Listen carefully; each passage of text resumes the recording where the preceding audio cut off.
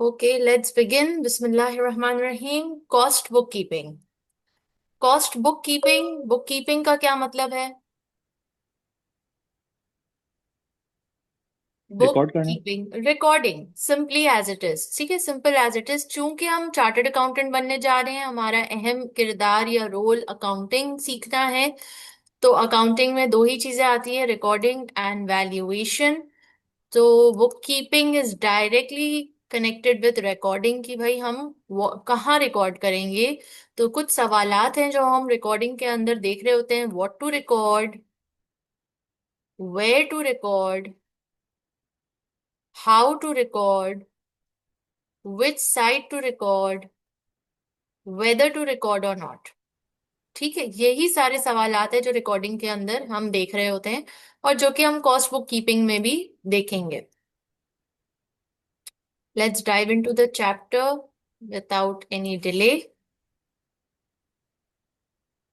पढ़िएगा Abdullah. Cost records.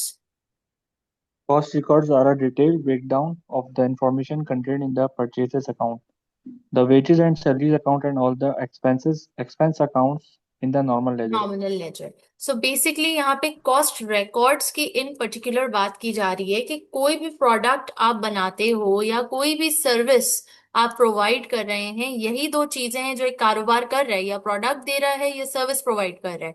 तो इसको प्रोवाइड करने की कोई ना कोई कॉस्ट बेयर करनी पड़ रही है इदारे को। इस कॉस्ट को जी। रिकॉर्ड करने के लिए यकीनन कुछ टेक्निक्स हैं, कुछ फॉर्मेट्स हैं, कुछ प्रिंसिपल्स हैं जो हमें इंटरनेशनल अकाउंटिंग स्टैंडर्ड बोर्ड बताता है या सिखाता है, और जिसको हम यहाँ पे सीख रहे हैं। चूंकि हम यूके की अकाउंटिंग सिस्टम को फॉलो कर रहे हैं, जिसको हम आईएफआरएस कहते हैं, international framework of reporting standards.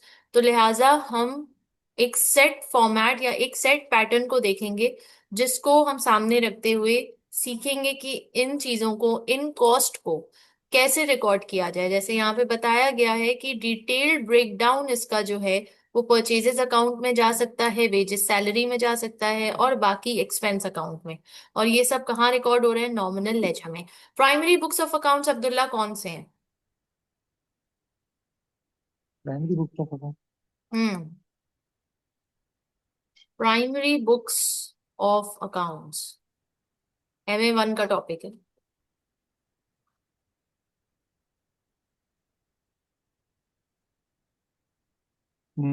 ये वो जो पब्लिशर्स जो हैं वो हैं, उनकी बात हो रही है। प्राइमरी बुक्स ऑफ अकाउंट्स यानी कि पहली मर्तबा जब कोई ट्रांजैक्शन होती है तो वो कहाँ रिकॉर्ड होती है? Double entry. वो रिकॉर्ड होती है सेल्स डे बुक, अच्छा। Purchase day book, purchase return day book, अच्छा, सही सही, sales return day sales book. Return day book, petty cash book, याद आया? जी जी। Cash book, and then journal. Journal से आगे कहानी जाएगी लेजर की तरफ, लेजर से आगे कहानी जाएगी ट्रायल बैलेंस, ट्रायल बैलेंस से आगे कहानी जाएगी फाइनेंशियल स्टेटमेंट्स। ठीक है, तो प्राइम ठीक है। बुक्स ऑफ अकाउंट्स ये सारे हैं। Sales day book, purchase day book, purchase return day book, sale return day book, petty cash book, and so on and so forth. जहां पे ट्रांजैक्शन हो रही है तो पहली मर्तबा रिकॉर्डिंग इन किताबों में की जा रही है। अच्छा जी। अब जब ट्रांजैक्शंस रिकॉर्ड पहली मर्तबा हो जाती हैं तो उसके बाद उनको जर्नल में रिकॉर्ड किया जा रहा होता है फॉर्मली, और जर्नल से फिर उसका सफर लेजर की तरफ जाता है।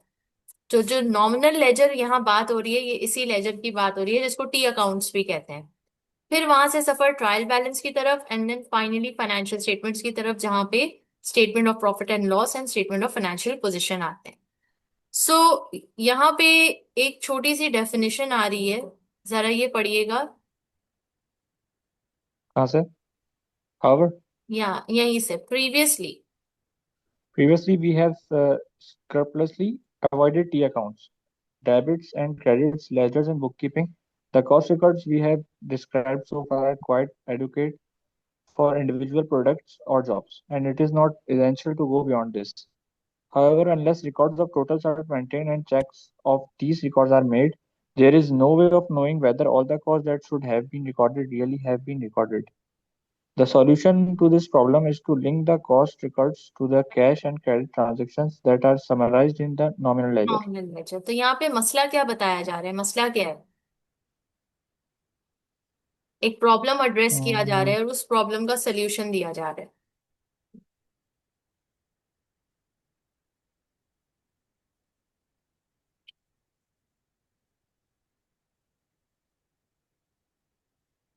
बताइए ये जो कह भी रहे आपको हैं समझ मतलब आया that है। there is no way of knowing whether all the costs that should not have been recorded really have been recorded.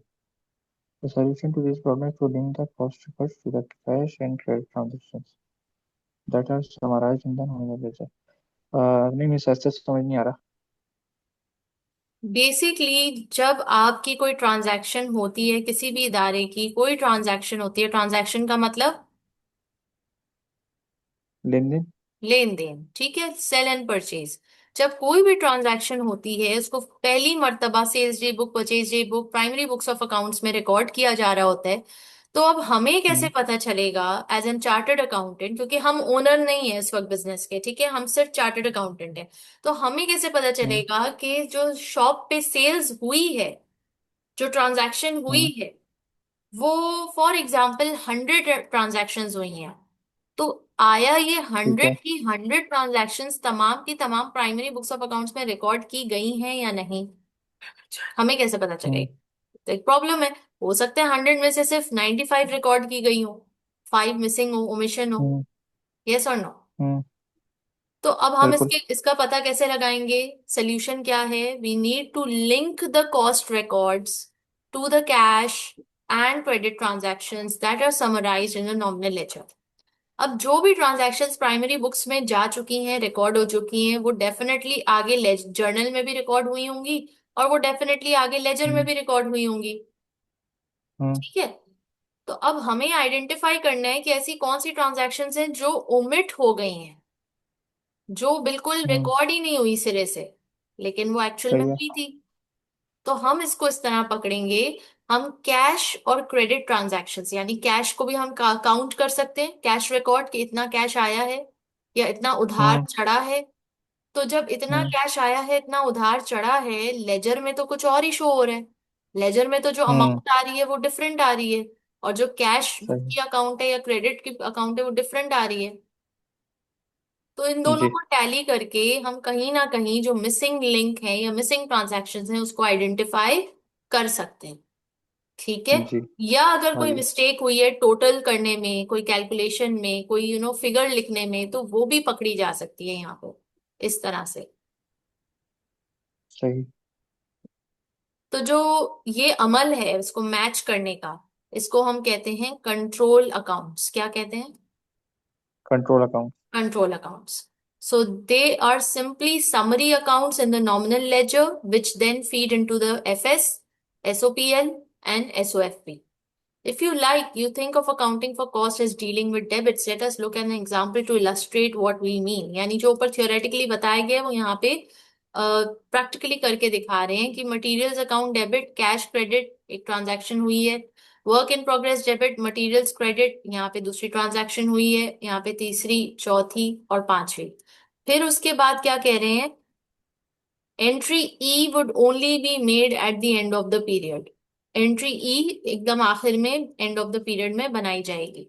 हम यहाँ पे देखिए example, Fred Flintstone Company begins trading with $200 cash. $200 is initially spent on timber to make garden furniture. $100 worth of timber is left in store, whilst the other $100 is worked on to make garden chairs and tables. Before long, $50 worth of timber has been converted into garden furniture, and this furniture is sold for $150. How will these events and transactions be reflected in the books? तो basically इसका journal भी बनाना है, इसका laser भी बनाना है। तो कैसे बनाएंगे? क्या आप इसकी जर्नल एंट्रीज रिकॉर्ड कर सकते हैं? क्योंकि जर्नल एंट्रीज रिकॉर्ड कर ली तो उसको टी अकाउंट में डालना बहुत आसान है। ठीक है। सिंसर company business trading with $200 cash. इसकी टू सिंपल हंड्रेड जर्नल का एंट्री मतलब बना लें। बैंक ऑफ कन्वर्शन में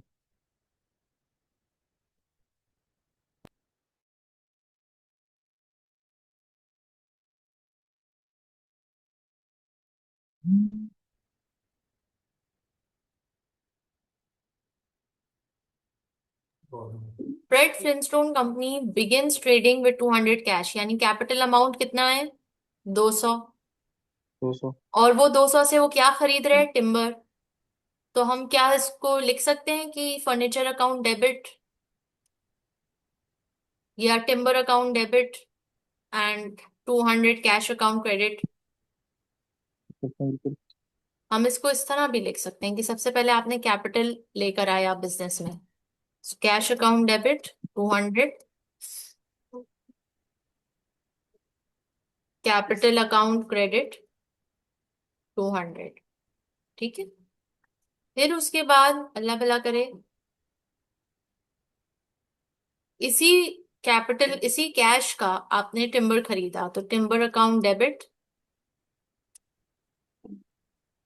cash account credit 200। Raw material भी लिख सकते हैं ना इसको? रॉ मटेरियल भी लिख सकते हैं, परचेजेस भी लिख सकते हैं। 100 worth of timber is left in store, यानी कि ये एज अ क्लोजिंग इन्वेंट्री रखा हुआ है, whilst the hmm. other 100 is worked on to make garden chairs and table। Work in progress. Work in progress. ठीक है। तो work in progress account debit कितना? 100। एंड टिम्बर लिख लें या मटेरियल कंट्रोल अकाउंट लिख लें, मटेरियल कंट्रोल अकाउंट क्रेडिट, या इसको भी मटेरियल कंट्रोल अकाउंट कर दें। Next, before long 50 worth of timber has been converted into garden furniture and this furniture is sold for $150, यानी फिनिश गुड्स में तब्दील हो गए $50। हम्म। तो अब आप इसको हम क्या करेंगे इसको, और ये बेच भी दिया आपने, तो you are selling the furniture. सबसे पहले तो इसको फिनिश गुड्स में तब्दील करें, तो फिनिश गुड्स में तब्दील करने के लिए हम क्या लिख सकते हैं?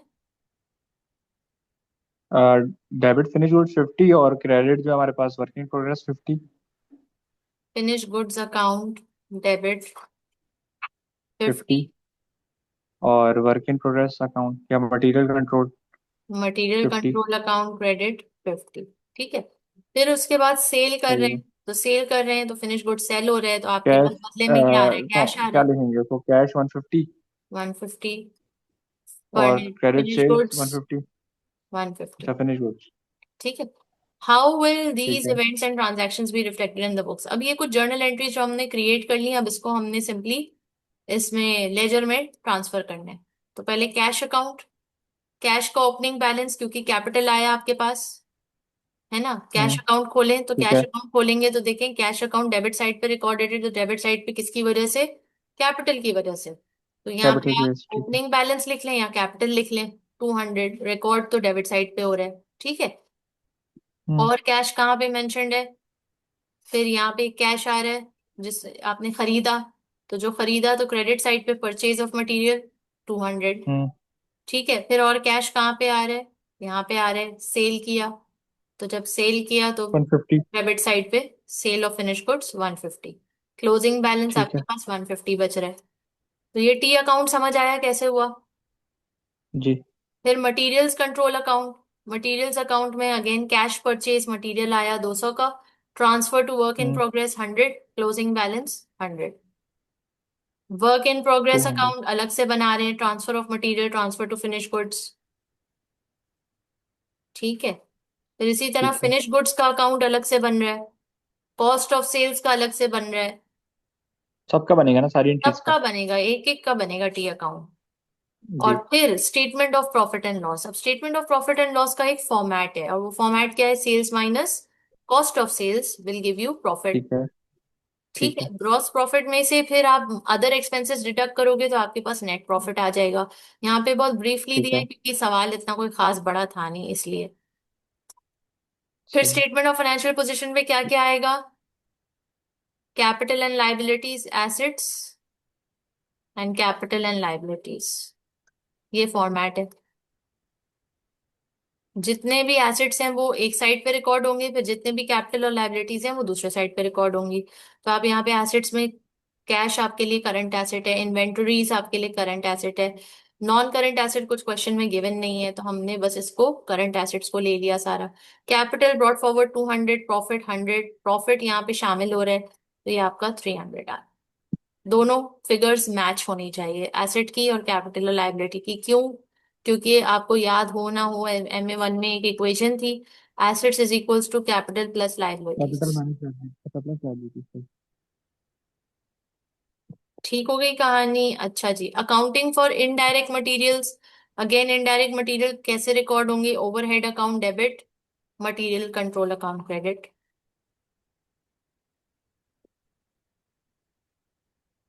अगेन इसका टी अकाउंट बता रहे हैं इस एग्जाम्पल सम का। Very basic, very basic and format based. इसमें कुछ आपको अपने दिमाग से कुछ नहीं करना, आपको फॉर्मेट फॉलो करना है, एक सेट फॉर्मेट है, रूल है। वैसे एम कर देगा, मैं लैपटॉप से भी कर रहा जी। हूँ। लैपटॉप से एम कर रहा हूँ, वो एम कर देगा मीटिंग में। अच्छा ठीक है। अब आइए,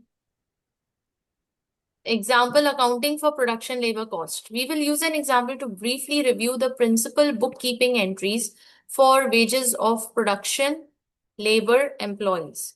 The following details were extracted from a weekly payroll of 750 employees at a factory in Trinidad. एक ये छोटा सा एक्सट्रैक्ट निकाला है इन्होंने वेजेस वगैरह का, डायरेक्ट वर्कर्स की पे, इनडायरेक्ट वर्कर्स की pay, ordinary time, basic wage, premium, sick pay, idle time, net wages paid to employees. और हमसे बोला क्या जा रहा है? Prepare the wages control account for the week for these production workers. अब इसका वेजेस कंट्रोल अकाउंट तैयार कर सकते हो? For the week for this production workers. Wages तैयार कंट्रोल अकाउंट, हो जाएगा, हो ये सकता भी है। ये भी टेस्ट टी करते हैं। अकाउंट है, मैं आपको हिंट जी दे जी रही जी। हूँ। ये भी टी जी जी। अकाउंट है, डेबिट साइड क्रेडिट साइड। और आपको पता है गोल्डन रूल क्या कहते हैं? चश्मा, अकाउंटिंग का चश्मा मैंने पहनवाया था फर्स्ट क्लास में प्रोबेबली। क्या कहते हैं? एसेट्स एंड एक्सपेंसेस जब भी इंक्रीज होंगे कहाँ रिकॉर्ड होंगे? डेबिट डेबिट साइड साइड में। पे। LIC, liability, income and capital जब भी इंक्रीज होंगे कौन सी साइड पे रिकॉर्ड होंगे? Credit side. क्रेडिट साइड पे। जब भी डिक्रीज होंगे ऑपोजिट्स हो जाएगा, ऑपोजिट साइड पे रिकॉर्डिंग हो जाएगी। ये गोल्डन रूल है, ये गोल्डन अकाउंटिंग प्रिंसिपल है, and this is hmm. Applied while performing the journal, while creating a journal. ठीक है। जर्नल में रिकॉर्डिंग के वक्त आप ये चश्मा पहनोगे, लेकिन जब आप इसी जर्नल की एंट्रीज को लेजर में डालोगे तो वो उलट हो जाएगा। हम्म। ठीक है। अब चूंकि वेजेस अकाउंट का खाता है, तो वेजेस अकाउंट के खाते में आप ट्रांजैक्शंस में यही नोट करोगे कि वेजेस अकाउंट कौन सी साइड पे, क्रेडिट पे या डेबिट पे, जर्नल में। तो अगर क्रेडिट पे ठीक है है। तो क्रेडिट साइड पे यहाँ टी अकाउंट में जाएगा जिस भी वजह से जा रहा है, और अगर डेबिट पे है तो हम्म। डेबिट साइड पे रिकॉर्ड होगा।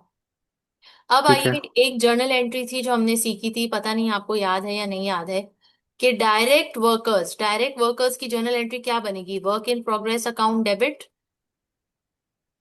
And hmm. Labour control account या वेजेस कंट्रोल अकाउंट क्रेडिट। ठीक है। ये डायरेक्ट वर्कर्स है। फिर indirect workers production overhead account debit, और जाहिर है वेजेस कंट्रोल अकाउंट क्रेडिट। ये हमने मटेरियल के लिए भी किया था, यहाँ पे material control account, direct material and indirect material. तो same way, hmm. Direct labour and indirect labour, same thing will be applied. Labour की वैसी। जगह इसको आप लिखें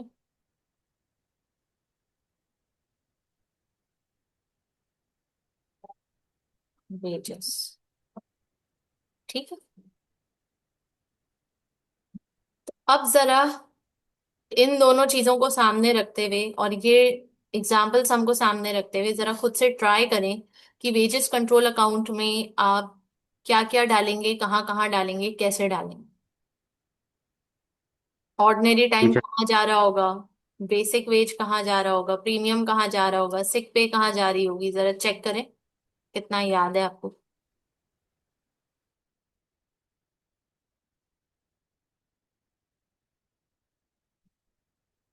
क्वेश्चन ऊपर करेंगी। क्वेश्चन में यहीं से शुरू है। अच्छा, यहीं से शुरू है, सही है। We will use an example to briefly review the principle keeping of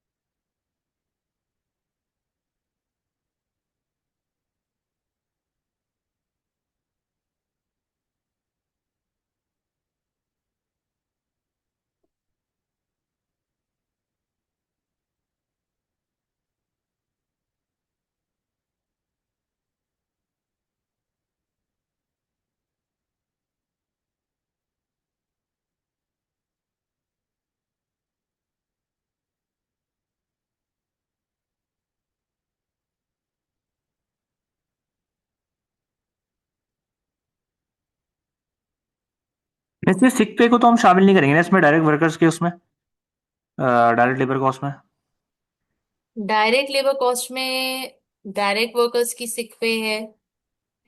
वो ऐड होगी टोटल डायरेक्ट प्रोडक्शन में। या अब आप सोचें, गेस करें। हम्म, वैसे तो रूल क्या होनी तो कहता नहीं चाहिए। है, रूल यही कहता है कि सिक पे हो, आइडल टाइम हो या प्रीमियम हो, ये इनडायरेक्ट कॉस्ट में शामिल होता है। अच्छा। ठीक है, लेकिन अब यहाँ पे कैसे वर्किंग करेंगे, देखें, सोचें।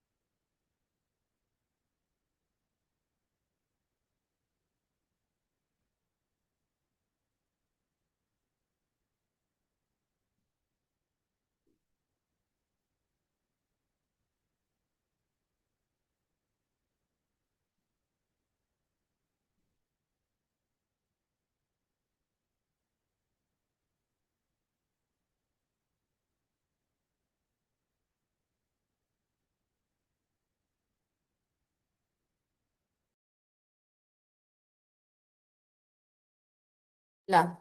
जी अब्दुल्ला, कहाँ तक पहुंचे? मिस ये तो निकाल लिया, वर्क इन प्रोग्रेस और वेजेस कंट्रोल जो पहला वाला हमारा है। वर्क इन प्रोग्रेस हमारे पास डेबिट साइड जो आ रही है 49050, क्रेडिट है वेजेस कंट्रोल एक मिनट, सिक्स मुझे फोर बताओ, मुझे बताओ, work in progress debit side पे क्या लिखा? 49050। ओके। ठीक है। और इसका जो हमारे पास क्रेडिट साइड है वेजेस कंट्रोल वाली, तो हम्म। वो यही लिखी हुई थी, टोटल जो लिखा हुआ है नेट वेजेस 64825।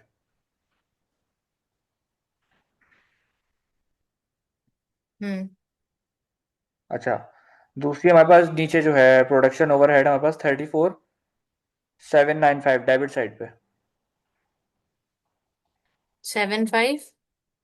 सेवन नहीं, 34795। ओके। 34,795।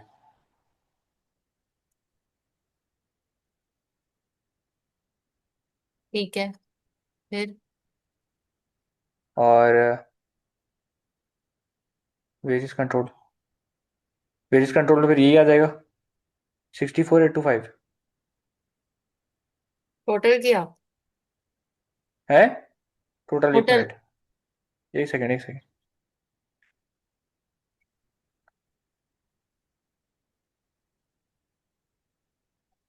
49050, 83,845।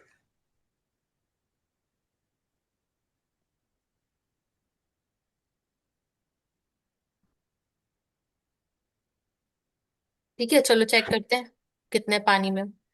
पहला स्टेप था हमारा कि डायरेक्ट कॉस्ट को और इनडायरेक्ट कॉस्ट को आपने आइडेंटिफाई करना था। जी जी, इसमें मैंने आइडल और सिक नहीं लगाया डायरेक्ट में, और सो इनडायरेक्ट में ऐड देयर कर आर दिया। In fact only two items of direct wages, ordinary time and basic overtime wage. ठीक है, जो डायरेक्ट पे वर्कर्स को पे हो रहा है, all other payments including premium and are indirect wages. तो 64,825 आपका थोड़ा डिफरेंट आ रहा है। The net wages paid are debited to the control account and the balance then represents the deductions which have been made from for income tax, national insurance and so on. So work in progress 44,700 आपका credit side पे record होगा, आपने मुझे debit side पे record करवा दिया। हम्म। क्या मतलब, कैसे? आप बताओ ना, कैसे आपने ये वर्क इन प्रोग्रेस डेबिट पे क्यों डाला?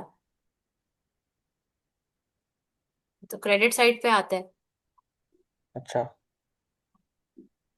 क्योंकि आपने जर्नल नहीं किया। जर्नल अगर करते तो ये लेजर अकाउंट आपका सही होता। ये देखो, जर्नल मैंने आपको इसलिए हिंट भी दे दिया पूरा कि work in progress debit, wages control credit. तो अब जब वेजेस कंट्रोल का खाता खुलेगा तो किस साइड पे हम्म, लिखोगे? क्रेडिट साइड पे लिखोगे। क्या लिखोगे? Work in progress account. सही है। बात समझ आई? इसी तरह, समझ आई। इसी तरह फिर आप प्रोडक्शन ओवरहेड का भी यही यही चक्कर है। प्रोडक्शन ओवरहेड भी इधर क्रेडिट साइड पे रिकॉर्ड हो रहा है, indirect labour, overtime premium, sick pay, idle time, सबका अलग अलग करके। तो 83,845 टोटल तो आपका सही आया है, 83,845। हाउएवर डेबिट क्रेडिट रॉन्ग हो गया। अच्छा। ये आपको क्लियर हुआ कि ये क्रेडिट साइड पे क्यों आई चीजें, कैसे नहीं आई? नहीं, आप दोबारा दोबारा समझाएं। देखो, ये रूल है जो हमने MA1 में भी पढ़ा था और MA2 हम्म। में भी हमें बताया जा रहा है कि रूल है। क्या रूल है? कि जब भी डायरेक्ट मटेरियल आप परचेज कर रहे हो, खरीद रहे हो, तो वो हम्म। कैसे रिकॉर्ड होगा? वो वर्क इन प्रोग्रेस के नाम से रिकॉर्ड होगा। कौन सी साइड पे रिकॉर्ड होगा? डेबिट डेबिट साइड साइड पे। पे रिकॉर्ड होगा। और क्रेडिट साइड पे क्या जाएगा? Material control account. ये रूल है। सही है। ये रूल है, ये जर्नल का रूल है कि direct material will be recorded like this and indirect material will be recorded like this: production overhead account debit, material hmm. Control account credit. ये रूल है, ये जर्नल एंट्री का फॉर्मेट है, रूल है। ये डायरेक्ट मटेरियल की recording है और ये इनडायरेक्ट मटेरियल की रिकॉर्डिंग है, एंट्रीज है। ओके। ठीक तो है। सेम वे जैसे आप डायरेक्ट मटेरियल डील कर रहे हो, same way you will deal direct labour. फर्क बस ये होगा कि यहाँ मटेरियल कंट्रोल की जगह आप लिखोगे वेजेस कंट्रोल अकाउंट। क्या लिखोगे? Wages control wages account. Control. बाकी सब सेम। इसी तरह indirect labour, wages control account, बाकी सब सेम। ठीक है। ओके। हम्म।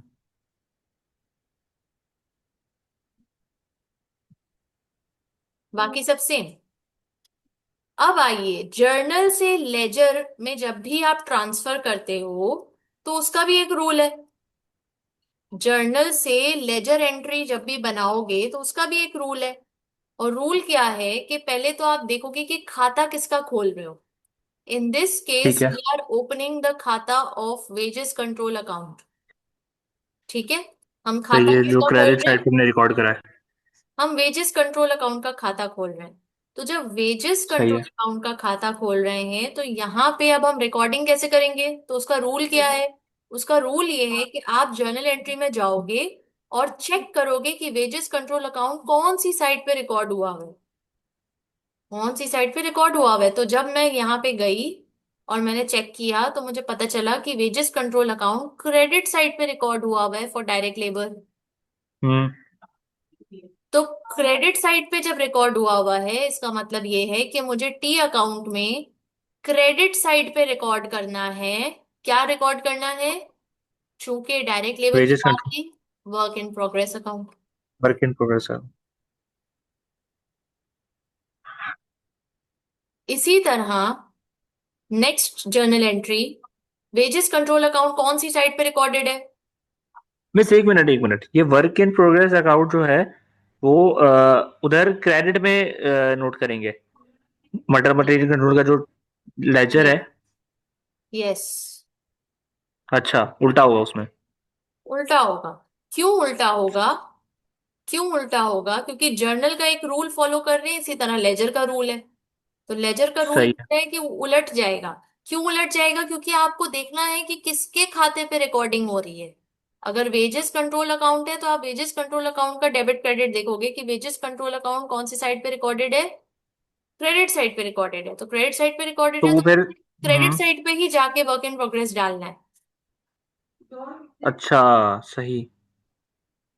फिर अगली ट्रांजैक्शन, इनडायरेक्ट लेबर। अब मैं कौन से खाते में रिकॉर्ड कर रही हूँ? Wages control account. तो वेजेस कंट्रोल अकाउंट कौन सी साइड पे रिकॉर्ड है? क्रेडिट। यहाँ पे क्रेडिट पे है, वहां डेबिट में हो जाएगा मतलब। देखो देखो, तुम दो चीजों को ना मिक्स कर रहे हो, रुको। मैं जिस पर्सपेक्टिव से आपको दे रही हूँ आप वो पर्सपेक्टिव को कैच करो। अभी अपना ठीक दिमाग है। नहीं लड़ाओ, अभी जो मैं पर्सपेक्टिव दे रही हूँ बस उससे सोचो। जो ठीक आप है। कह रहे हो वो दूसरा पर्सपेक्टिव है, वो गलत नहीं है, वो दूसरा पर्सपेक्टिव है। लेकिन दोनों को मिक्स करोगे तो कंफ्यूज हो जाओगे। तो दोनों को मिक्स नहीं सही है। करना, पहले ये पर्सपेक्टिव समझ लो फिर दूसरा भी मैं समझा दूंगी। फिर दोनों में से जो तुम्हें आसान लगता है तुम उस पर्सपेक्टिव से चलो। चलो ठीक। ठीक है। तो पहला पर्सपेक्टिव है कि आप किसका खाता खोल रहे हो, लेजर अकाउंट।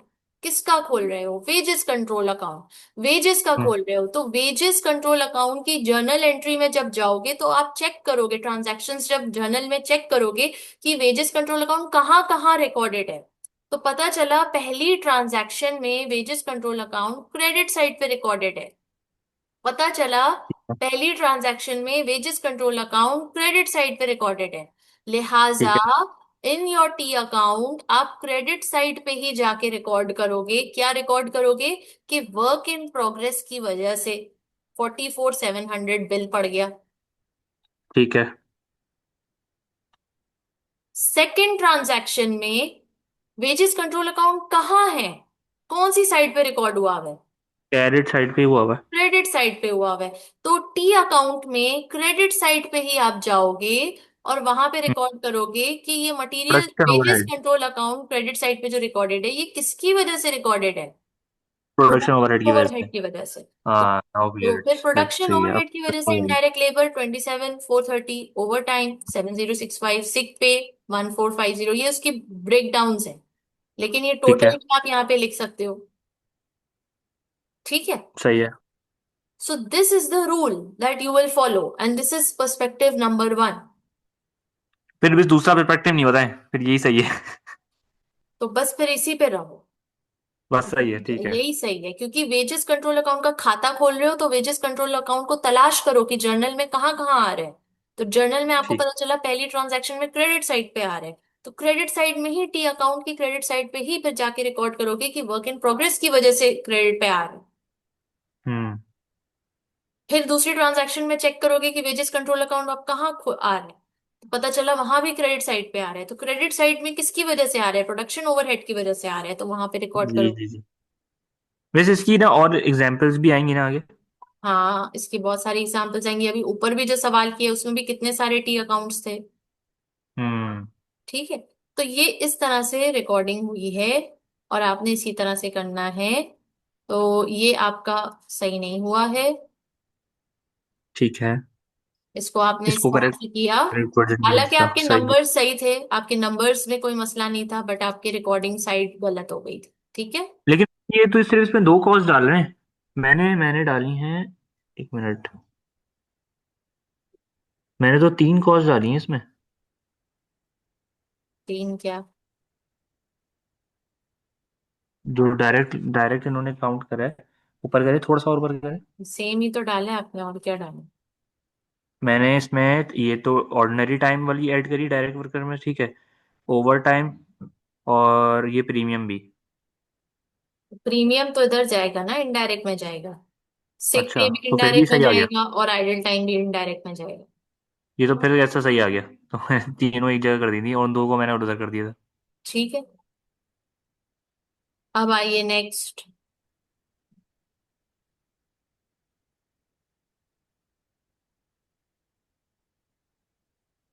अब जो मैंने आपको ऊपर समझाया वही चीज यहाँ पे एक्सप्लेन हुई हुई है।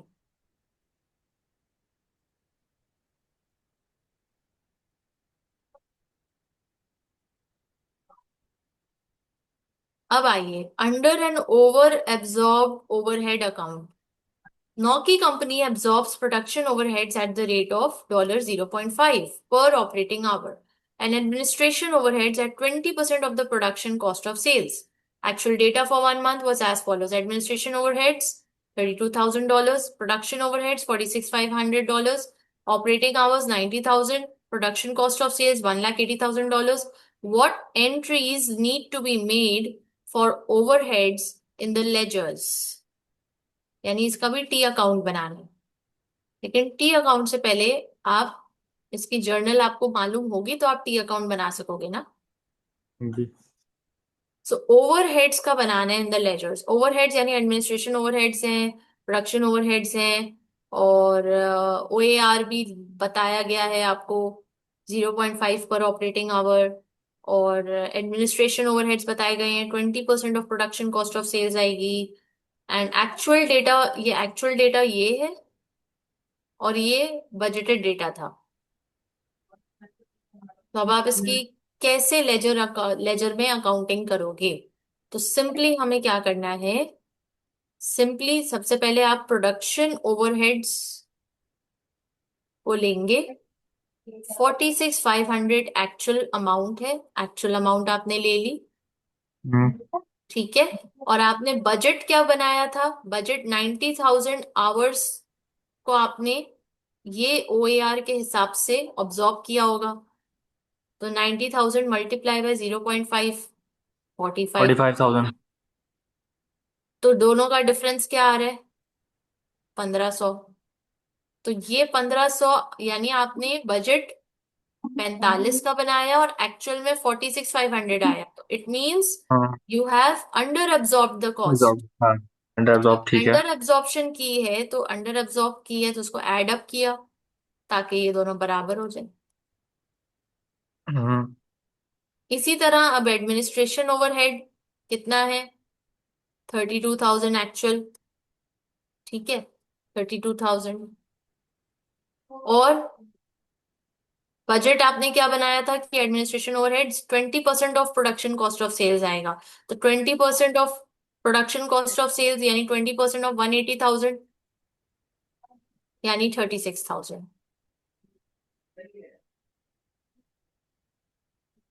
तो एक्चुअल 32, सोचा 36, hmm. Difference 4,000। 4,000। Over absorption. Over absorption हुई ठीक ना है। कि आपने बजट ओवर बजट एब्जॉर्प्शन। में ज्यादा जी ले जी लिया जी। कॉस्ट, और एक्चुअल में कम है, हम्म, तो फिर आप इसको यहाँ पे ऐड करोगे।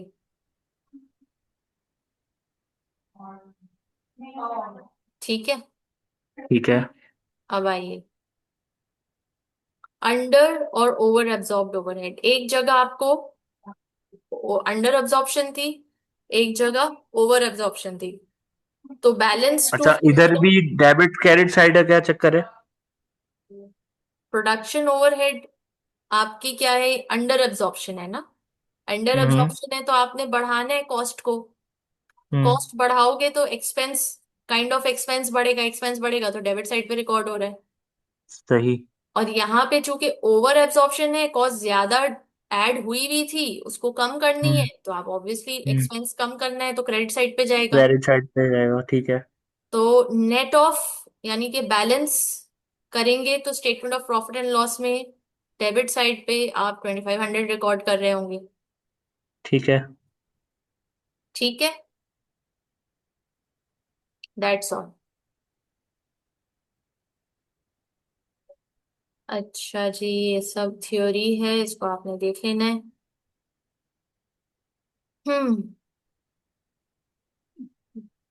That's all. इस चैप्टर में और कुछ खास चीज नहीं है। कंट्रोल अकाउंट्स, कंट्रोल अकाउंट्स में जैसे कि हम देख रहे होते हैं, रिसीवेबल कंट्रोल अकाउंट यूजुअली बनाया जा रहा होता है, और पेबल्स कंट्रोल अकाउंट बनाया जा रहा होता है। Receivable control accounts, payables control accounts. इसी तरह जैसे ऊपर हमने किया, वेजेस कंट्रोल अकाउंट बनाया, इसी तरह मटेरियल कंट्रोल अकाउंट भी बनाया जाता है। तो बेसिकली ये कंट्रोल अकाउंट्स करते क्या है, जो ऊपर हमने एक मसला डिस्कस किया था कि जो भी हमारी अगर कोई ट्रांजैक्शन ओमिट हो गई है या कोई गलती हुई है, एक्यूरेसी में कोई मसला है, तो ये कंट्रोल अकाउंट्स बनाने से वो गलती सामने आ जाती है और हम उसको करेक्ट कर लेते हैं। जैसे आप यहाँ पे देख सकते हैं, material control account, wages control account, production overhead control account, work in progress control account, finish goods control account, cost of sales control account. अब यहाँ पे देखें, the following data relate to the materials control, materials account of fresh company and air freshener manufacturer for the month of April 2002। Opening inventory 18,500, closing inventory 16,100, deliveries from supplies 1,42,000, returns to suppliers 2,300, cost of indirect materials issues 25,200। Calculate the value of the issue of direct materials during April 2002। Part A तो जरा करके बताएं, कितना direct material issue हुआ है, पता लगा सकते हैं। कितना डायरेक्ट मटेरियल इशू हुआ है? हम्म। एक minute. Material cost of fresh opening inventory 80, closing inventory 16,100, deliveries cost.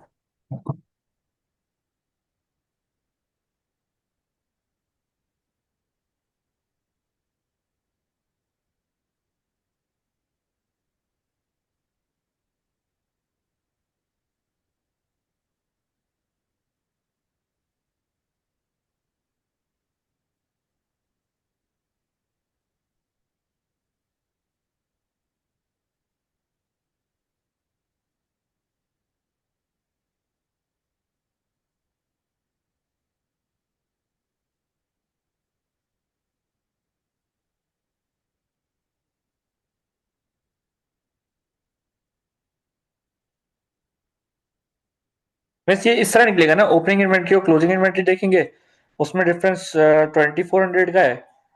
मतलब 2,400 हमारे पास जो इशू हुई होंगी। डिलीवरीज फ्रॉम सप्लायर, सप्लायर के पास से पैसे आ रहे हैं, पैसे सॉरी सप्लाईज आ रहे हैं 1,42,000 के, उसमें से ठीक है। आपने कुछ सप्लायर को वापस भिजवा दिए 2,300, तो आपके पास हम्म। टोटल कितना रिसीव हुआ है सप्लायर से। 139,700। तो 139,700 में से डायरेक्ट मटेरियल, इनडायरेक्ट मटेरियल कितना इशू हो चुका है, 25,200। तो माइनस करेंगे तो पीछे कितना बचेगा, डायरेक्ट मटेरियल बचेगा नहीं बचेगा। 114,500। चलो अब देखते हैं कि हम कितने करीब पहुंचे जवाब के। मटेरियल्स कंट्रोल अकाउंट खोला गया लेजर अकाउंट, उसमें पेबल्स यानी कैश यानी रिटर्न्स, रिटर्न्स यानी माल जो वापस जा रहे हैं, जो माल वापस जा रहा है तो उसमें हम 2300। ओवरहेड अकाउंट्स 25,200, किधर लिखा हुआ है ये? ये लिखा हुआ है इनडायरेक्ट नीचे, cost material of issue indirect हुआ है, मटेरियल। ठीक है। तो इनडायरेक्ट मटेरियल इशू हुआ है तो वो यहाँ पे रिकॉर्ड हो रहा है क्रेडिट साइड पे। वर्क इन प्रोग्रेस, ये बैलेंसिंग फिगर आ रहा है, तो ये हमें चाहिए बेसिकली वर्क इन प्रोग्रेस। तो ये हम इस तक कैसे पहुंचे? क्लोजिंग इन्वेंट्री हमें बता दी गई है 16,100, समझ रहे हैं? तो ठीक है। क्लोजिंग इन्वेंट्री जी जी। बता दी गई है, यानी ये टी अकाउंट के जरिए इसको सॉल्व किया गया है। ओपनिंग इन्वेंट्री भी बता दी गई है 18,500, और जो हम्म हमें सप्लायर को पे करना है कैश में वो 1,42,000 है, परचेजेस जो किए, और जो रिटर्न्स किए वो यहाँ पे आ गए। तो जब हमने इसको सब बैलेंस आउट किया तो हमारे पास ये बैलेंसिंग फिगर निकल के आ गया, जो कि वर्क इन प्रोग्रेस का फिगर है, which is direct material issue. Hmm. तो ये बहुत इंपॉर्टेंट सवाल है, इस तरह के सवालात एग्जाम में आते हैं कि टी अकाउंट के जरिए आपको मिसिंग फिगर फाइंड आउट करना है। वो कोई भी हो सकता है इस सवाल में आपको डायरेक्ट मटेरियल पूछा गया है, हो सकता है दूसरे सवाल में आपसे ये ओवरहेड इनडायरेक्ट मटेरियल पूछा जाए। तो तरीका यही होगा, लेकिन ये तभी आप कर सकोगे जब आपको आएगा करना, ठीक है। तो ये मुझे लग रहा है इसमें आप फंस रहे हो, और क्यों जी। फंस रहे हो मुझे नहीं समझ आ रही, आप पहले तो नहीं फंस रहे थे। है चलो, आ जाएगा, कोई बड़ी चीज नहीं है, कोई मुश्किल चीज नहीं है। अच्छा जी, कॉस्ट बुक कीपिंग सिस्टम्स, दो तरह के बुक कीपिंग सिस्टम्स होते हैं। Number one interlocking system, number two integrated system. Integrated Abdullah, system. क्या होता है जी। Interlocking system and integrated system. Integrated? अच्छा, इंटीग्रेट का मतलब ही यही है, मिला हुआ, इंटीग्रेट हुआ हुआ, ठीक है। और इंटरलॉकिंग यानी कि सेपरेट। इंटीग्रेट का क्या मतलब है? मिला हुआ, जॉइंट। हम्म। इंटरलॉकिंग का क्या मतलब है? सेपरेट। अब इसको जरा सेपरेट। हम डेफिनेशन देख लेते हैं, पढ़िए। Interlocking system is a, An interlogging system is a bookkeeping system where separate ledger accounts are kept for both the cost accounting function and the financial accounting function. That's it, Such a system, that's ठीक it, है, ठीक है, ये definition आ गई। Separate है, and number, separate है, कौन से दो सेपरेट है? कॉस्ट अकाउंटिंग और फाइनेंशियल अकाउंटिंग दोनों सेपरेट है। ठीक है। इसको हम क्या कहते हैं? इंटरलॉकिंग। अब इंटरलॉकिंग। आइए, an interlocking system features two ledgers, यानी दो अलग अलग लेजर मेंटेन हो रहे होंगे, कॉस्ट लेजर और फाइनेंशियल लेजर। अच्छा, हम्म। अब कॉस्ट लेजर के अंदर क्या क्या चीजें होती हैं और फाइनेंशियल लेजर में क्या क्या चीजें होती हैं, ये सेल्फ रीड है, नथिंग बिग इसमें।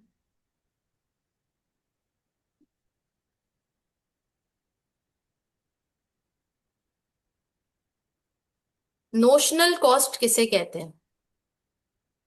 नोशनल कॉस्ट की डेफिनेशन को समझना जरूरी है। नोशनल कॉस्ट किसे कहते हैं? पता नहीं, पढ़ के देखते हैं। नोशनल कॉस्ट बेसिकली वो कॉस्ट होती है जो कि आपको बेयर करनी पड़ेगी एक नॉर्मल सिचुएशन में, बट इस वक्त आप वो बेयर नहीं कर रहे।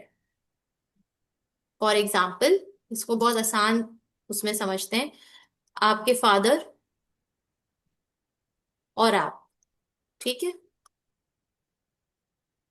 आप सोचते हो कि भाई मुझे बिजनेस स्टार्ट करना है और बिजनेस स्टार्ट करने के लिए मुझे एक शॉप चाहिए।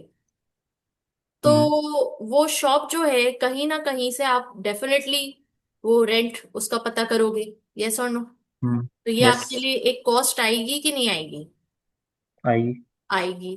हाउएवर, आप अपने फादर से डिस्कस करते हो तो फादर कहते हैं बेटा मेरे पास तो एक शॉप है मेरे नाम पे, तुम वो यूज करो हम्म ना, हम्म तुम वो यूज करो, मैं तुम्हें दे देता हूँ। तो अब बुक्स में आप जब अपने बुक्स ऑफ अकाउंट्स मेंटेन करोगे तो उसमें आप डेफिनेटली अपनी जगह का किराए का कॉस्ट भी डालोगे, यस और नो? यस। हाउएवर, क्या इन रियलिटी आप अपने फादर को कोई रेंट दे रहे होगे? एक बात, नहीं। नहीं दे रहे होगे।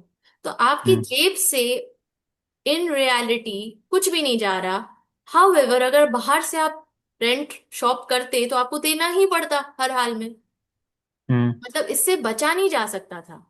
लेकिन आपको हम्म। कोई एडवांटेज हो गया, आपके फादर की दुकान है या आपके बड़े भाई की दुकान है, तो वो आपको एक एडवांटेज हो गया कि भाई आपके जेब से कुछ नहीं जा रहा, लेकिन आप अपने बुक्स ऑफ अकाउंट्स में इसको शो जरूर करोगे क्योंकि आपको प्रोडक्ट में उसकी कॉस्ट डालनी है। हम्म। तभी तो आप उसको सेल कर सकोगे एक वैलिड सेलिंग प्राइस पे। तो ऐसे जितने भी खर्चे हैं जिसका एक्चुअल खर्चा आपकी जेब से नहीं हो रहा, लेकिन वो खर्चा हाउएवर अगर आप बाहर से कहीं परचेज करते तो होता, इसको हम नोशनल कॉस्ट कहते हैं। और ये हम प्रोडक्ट में ऐड भी करेंगे? बिल्कुल। आप बुक्स ऑफ क्या अकाउंट्स में कितना शो प्रॉफिट, करोगे मतलब ना, तभी तो इसका प्रॉफिट नाम है है तो पूरा? Notional cost. हाँ, ये तो प्रॉफिट है फिर। प्रॉफिट हुआ ना आपका पूरा। लेकिन आप बुक्स में तो शो करोगे ना कॉस्ट, क्योंकि कहीं बाहर जाते तो बाहर तो रेंट ही देते ना आप। ये तो हम्म। आपको एडवांटेज हो रहा है कि नहीं मिल रहा है, इसीलिए तो इसका नाम नोशनल कॉस्ट है। ठीक ठीक है। है। अब इसी तरह ये नोशनल रेंट हो गया, तो इसी तरह नोशनल इंटरेस्ट, कि एक्चुअल में आपकी जेब से कुछ भी नहीं जा रहा, लेकिन आप इंटरेस्ट आप शो कर रहे हो बुक्स ऑफ अकाउंट्स में। ठीक है। ठीक हो गया। अच्छा जी, नेक्स्ट देखो यहाँ पे क्या लिखा है, पढ़िए। Notional cost must be recorded in the cost accounts. The actual ठीक है, बस नोशनल बस कॉस्ट। बस। ठीक है। तो यही मैं बताना चाह रही कि इट मस्ट बी रिकॉर्डेड। आप, सही। अगर आपकी जेब से नहीं भी जा रहा तो इसका ये मतलब नहीं है आप इसको शो नहीं करोगे, आप शो करोगे। अच्छा, सही है। इंटरलॉकिंग अकाउंट्स हो गए। अगेन ये एक लेजर अकाउंट है, इसको आप प्रैक्टिस कर सकते हो ताकि आपको लेजर कंट्रोल अकाउंट बनाना आए। हम्म। कितने सारे हैं, देखो कितने सारे हैं। इसको घर पे करोगे प्रैक्टिस तो ये आ जाएगा। Advantage and limitations of interlocking and integrated accounting systems. इसके एडवांटेजेस डिसएडवांटेजेस गिवन है, ये आपने सेल्फ रीड करना है, सेल्फ स्टडी करना है, and that's all. Integrated system में कॉस्ट अकाउंटिंग और फाइनेंशियल अकाउंटिंग दोनों सेम लेजर में परफॉर्म हो रहे होते हैं। मतलब सेम। यस, यस, यहाँ पे सेपरेट लेजर्स मेंटेन्ड है और यहाँ हम्म। पे सेम लेजर। एक ही लेजर हम्म। होती है, उसमें दोनों कॉस्ट अकाउंटिंग भी चल रही होती है, फाइनेंशियल अकाउंटिंग भी चल रही है। सही है। ठीक, दैट्स ऑल, ये चैप्टर कंप्लीट। कोई सवाल है इसमें? नहीं, इस पे प्रैक्टिस करनी होगी मुझे अब्दुल्ला टाइप। थोड़ा सा देख लो, आज मुझे आप प्रेजेंट नहीं लगे क्लास में, आपका माइंड कहीं और था। लेकिन ये बहुत बेसिक है और ये आपको आता है कि जर्नल के बेसिक रूल्स और जर्नल से लेजर में ट्रांसफर करने के बेसिक उसूल, बस। ठीक है। टी अकाउंट्स को जरा और प्रैक्टिस करना है आपने, और जर्नल्स को भी प्रैक्टिस करना है, क्योंकि जितना जर्नल पे आपकी गिरफ्त होगी उतना ही टी अकाउंट पे गिरफ्त होगी। हम्म। ओके। ठीक है। अच्छा जी, नेक्स्ट चैप्टर है हमारा job batch and service costing. बहुत आसान चैप्टर है। मुझे बताइए, जॉब, आपने, अभी ईद आ रही है सर पे, दे हम्म। दिए अपने कुर्ते पजामे सिलने? नहीं नहीं। ठीक है, दोगे? जी देंगे। निकाह के लिए देंगे। देंगे अब। तो जब देंगे तो आप अपना स्पेसिफिक मेजरमेंट्स भी देंगे, बिल्कुल। आप अपना मटेरियल भी देंगे, जी। और आप अपना डिजाइन भी देंगे। ठीक है। हम्म। और आप अपनी प्रेफर्ड डेडलाइन भी देंगे कि मुझे 2 हफ्ते में चाहिए, मुझे 1 हफ्ते में चाहिए। हम्म। ओके। तो अब जब ये डेडलाइन आप दोगे और ये सारी चीजें आप दोगे, तो जो टेलर है वो आपके हिसाब से कस्टमाइज करेगा कॉस्ट को या नहीं करेगा? करेगा। बिल्कुल करेगा। तो जब वो कस्टमाइज्ड आपके लिए एक कॉस्ट निकालेगा, एक सेल आपके लिए एक चार्जेस आपको कोट करेगा, तो वो आपके लिए होंगे, वो किसी और के लिए नहीं होंगे। क्यों? क्योंकि जो दूसरा बंदा होगा वो अपने हिसाब से मटेरियल देगा, मेजरमेंट देगा, डिजाइन देगा, प्रेफर्ड डेडलाइन देगा। हो सकता है वो एक नहीं 2 जोड़े बनवाए, 3 जोड़े बनवाए, हो सकता है वो आपसे ज्यादा फैंसी बनवाए, हो सकता है वो आपसे कम फैंसी बनवाए, डिपेंड करता है। जी। तो लिहाजा इसकी कॉस्ट और आपकी कॉस्ट दोनों डिफरेंट होगी। तो आप जाके बिल्कुल। दर्जी से कोई ये नहीं बोल सकते कि आपने तो मेरे दोस्त को ये चार्जेस बताए और मुझे कोई और चार्जेस बताए। क्या आप जाके हम्म। ले सकते हो? नहीं, नहीं। क्योंकि उसके पास एक जस्टिफाइड रीजन होगा। Hmm. This is called job costing. हर प्रोजेक्ट, हर आइटम, हर प्रोडक्ट, हर service is different from another, therefore the costing will be different for each and every job performed. ठीक है। Next example, salon. अक्सर ये saloons में हो रहा होता है, आप गए हो हेयर कट के लिए, हो सकता है आपका हम्म। दोस्त है फेशियल करवाने के लिए, तो आपको हम्म। जो कोटेशन दी गई है हेयर कट की और उसको जो कोटेशन दी गई है फेशियल की, वो क्या सेम होगी? नहीं। नहीं, बिकॉज जॉब इज डिफरेंट। दोनों की जॉब रिक्वायरमेंट्स डिफरेंट है, तो दोनों की जॉब कॉस्टिंग डिफरेंट होगी।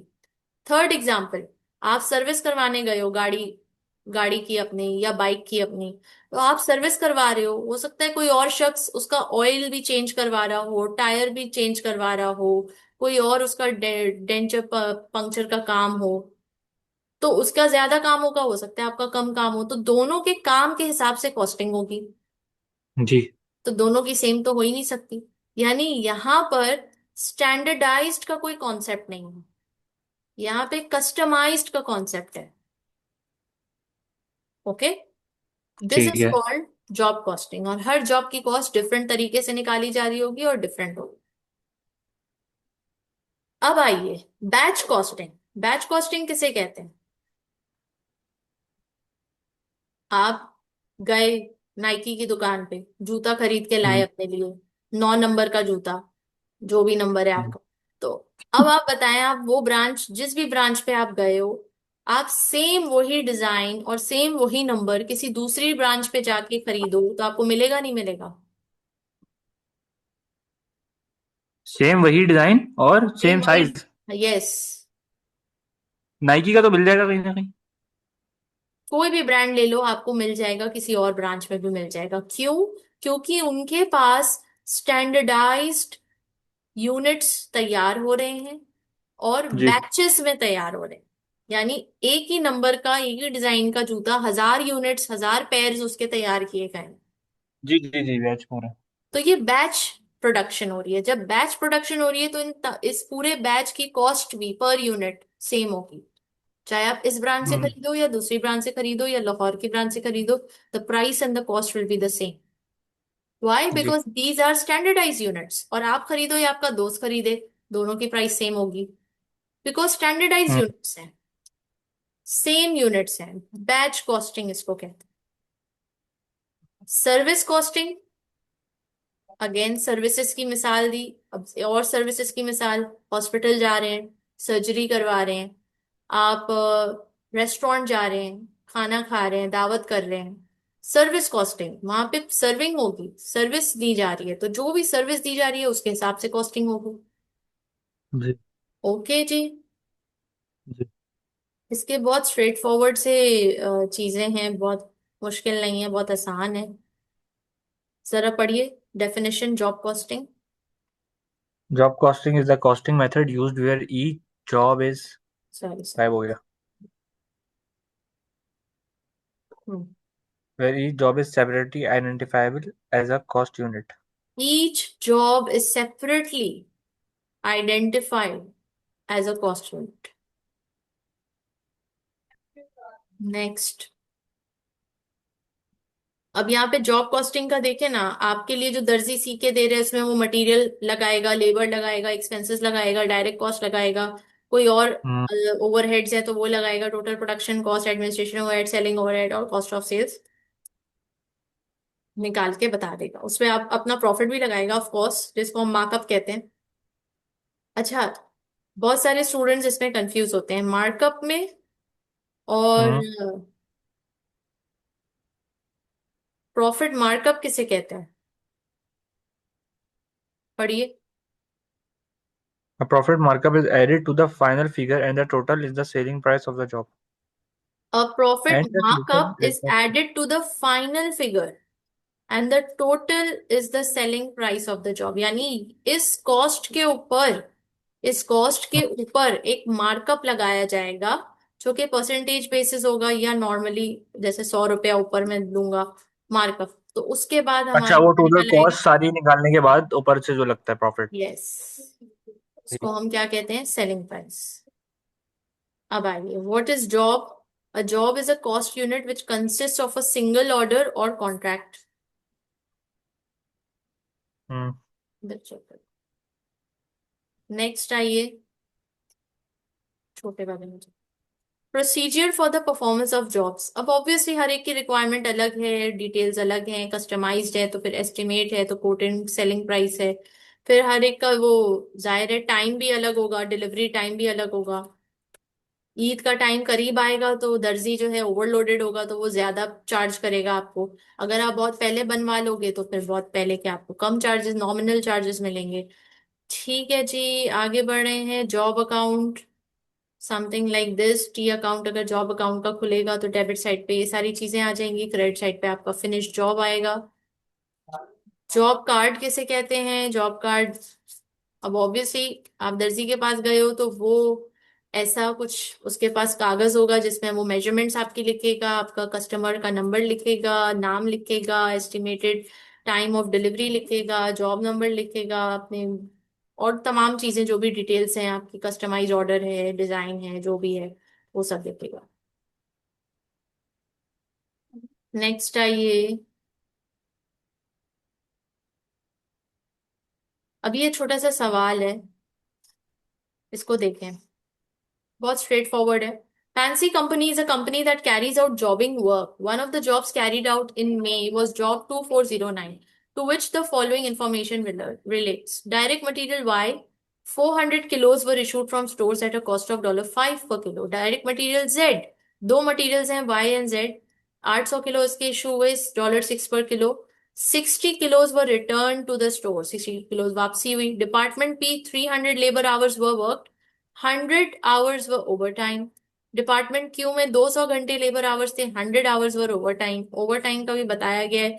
बेसिक पे is $6 per hour plus an overtime premium of $1। Overtime work was done in Department Q in May because of a request by the customer of another job to complete his job quickly. Basic pay in Department Q is $8 and overtime premium is 1.5. Overhead is absorbed at the rate OAR बताया गया $3 per direct labor hour in both departments. Calculate the direct material cost of job 2409. जरा ये calculate करें।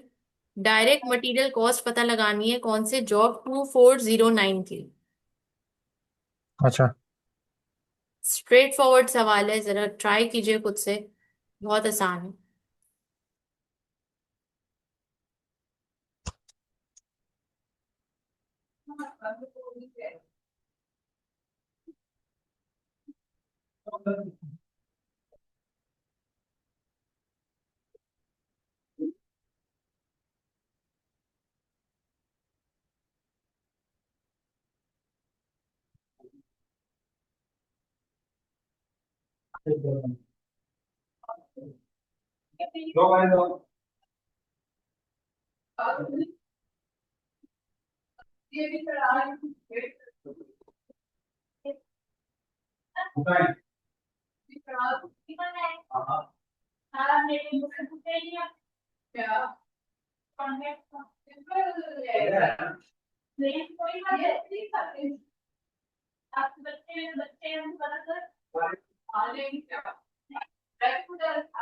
मैं sir इसकी 6440, 6440 six, direct material cost. Very good, very good. ठीक है, part B, यानी कितना आसान है, स्ट्रेट फॉरवर्ड। हम्म। जॉब कॉस्टिंग, बैच कॉस्टिंग, ये सर्विस कॉस्टिंग, बहुत आसान से सवाल आते हैं इसमें। डायरेक्ट लेबर कॉस्ट निकालिए जॉब 2409 की। एक सेकंड।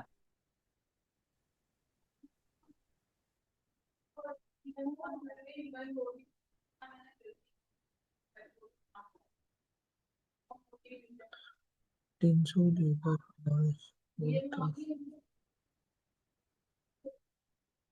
ओवर टाइम, मतलब 200 direct charge, direct labour minus 200 labour, 200, 300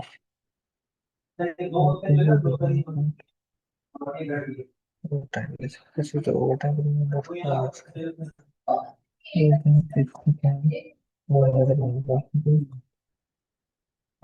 200 100 hours fourth है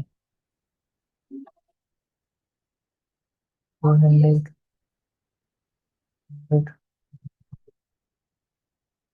3 24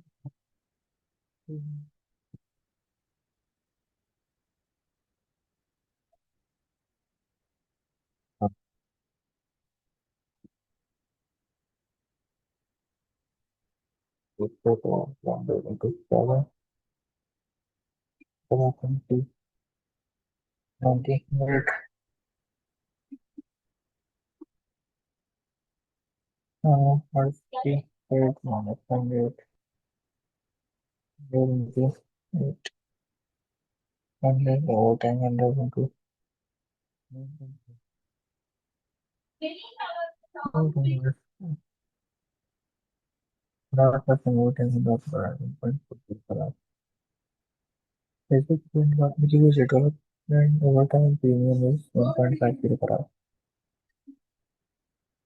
$3 per direct is around $3 per hour.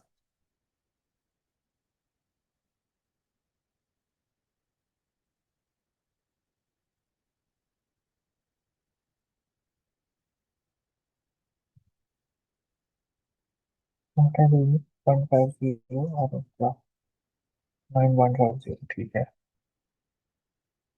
900 plus 70 पड़ेगा जो डिपार्टमेंट को वही करते हो मिस 3650 हमारे पास आ गई total direct labour cost let's check 3400 है। हमारे किचन के भगवान को नदियां गंदी देख के 3400। Department P 300 hours multiply by 6 and department Q 200 hours multiply by 8। Total direct labour cost. अब देखें, आपको ये याद होना चाहिए। आई डोंट थिंक अब्दुल्ला आपने रिवाइज किया अकाउंटिंग फॉर लेबर। तो उसमें हमने जो रूल्स पढ़े हैं, तो वो रूल्स में क्या है कि हम डायरेक्ट कॉस्ट को किस किस में डालेंगे। डायरेक्ट कॉस्ट में क्या क्या चीजें आएंगी और इनडायरेक्ट कॉस्ट में क्या क्या चीजें आएंगी। तो 300 लेबर आवर्स में 100 hours were over time. Out of विच का मतलब है इसमें से यानी कि 200 घंटे हमें अलग करने चाहिए थे, लेकिन हम 200 घंटे अलग नहीं करेंगे, हम 100 आवर्स को भी साथ लेंगे। क्यों? क्योंकि जो बेसिक आवर्स है वो तो डायरेक्ट कॉस्ट है। तो बेसिक को तो हमने सारा का सारा डायरेक्ट में डालना है। इसी तरह 200 लेबर्स जिसमें से 100 आवर्स ओवर टाइम है, तो 200 को हम पूरा का पूरा बेसिक इसका लेंगे, तो ये हमारी डायरेक्ट आएगी। तो 300 multiply by 6 per our and 200 multiply by 8 per hour. एक मिनट ये बंद हो गया था ठीक है, कोई बात नहीं, दोबारा मैं समझा देती हूँ। हमने क्या समझा कि 300 hour labour hours were worked, out of which 100 were overtime. तो आपने इसको क्या सेपरेट किया है? मैं बताऊं मैंने किस तरह करा है ठीक है यस। डिपार्टमेंट पी कॉस्ट जो है ना वो 300 अब मैंने उसमें जाहिर सी बात है क्योंकि वो था ना वो दूसरी जो है 100 जो है वो ओवर टाइम है उसको अलग कर दिया डायरेक्ट लेबर है क्योंकि तो 300 को माइनस कर 100 से 200 आवर्स हो गए 200 into 6 1200 hours over time hours उसके 100 इंटू 7 हुए क्योंकि उस पर वो जो है $1 एक्स्ट्रा लग रहा था डिपार्टमेंट पी पे फिर हैंग हो गया क्या ठीक है, ठीक है, तो आपने इसको सेपरेट किया है ना। तो मैं यही आपको हाँ समझा रही हूँ कि सेपरेट नहीं करना। इसलिए नहीं करना क्योंकि हमने ये रूल में पढ़ा था कि इनडायरेक्ट लेबर कॉस्ट और direct labour cost, direct cost में तमाम बेसिक आएगा, डायरेक्ट लेबर का बेसिक, और ठीक है डायरेक्ट लेबर का जो प्रीमियम है वो इनडायरेक्ट में जाएगा। ठीक है। तो ओवर टाइम प्रीमियम ही है ना ओवर टाइम प्रीमियम ही है, लेकिन ओवर टाइम में दो चीजें हैं, बेसिक भी होता है, प्रीमियम भी होता है। हमने इस कॉन्सेप्ट को सही बहुत है अच्छे से समझा था कि ओवर टाइम हाँ आप हाँ हाँ किसी को पे सही है कर रहे हो, तो आप बेसिक से ज्यादा ही पे करोगे ना, तो बेसिक प्लस प्रीमियम। हम्म तो इसका भी जो बेसिक वाला पार्ट है वो डायरेक्ट कॉस्ट में जाएगा, सही है और इनडायरेक्ट लेबर का बेसिक और प्रीमियम दोनों इनडायरेक्ट में जाएगा। अच्छा मतलब जो 300 है वो पूरे मतलब 300 आठ जी काउंट होंगे। एग्जैक्टली 300। 300 क्यों इंटू सिक्स। 300 काउंट होंगे? क्योंकि बेसिक तो डायरेक्ट में ही डालना है ना। ठीक है। इस 100 का भी बेसिक डायरेक्ट में जाएगा। तो भले आपने सेपरेट कर लिया हो, 200 का बेसिक प्लस 100 का बेसिक। ठीक है। ठीक है। तो हम अलग अलग क्यों करें जब हम साथ ही कर सकते हैं 300 का बेसिक। अगर इसको अलग भी करना है तो 200 का बेसिक हम्म। तो वो प्रीमियम कहाँ गया? और 100 का बेसिक प्लस करना पड़ेगा ना। ठीक है, वो तो तब भी कर। यही आंसर आएगा। और फिर 200 को मल्टीप्लाई बाय 8। ये भी सारा बेसिक लेना है आपने। सही है, और वो प्रीमियम कहाँ गया? प्रीमियम तो आपसे पूछा ही नहीं गया था। पार्ट बी में आपसे सिर्फ डायरेक्ट लेबर कॉस्ट पूछी गई है। अच्छा, सही। फिर पार्ट सी में calculate the full production cost using absorption costing. अब ये फुल प्रोडक्शन कॉस्ट अब आप देखें, करें कैलकुलेट। कर दो।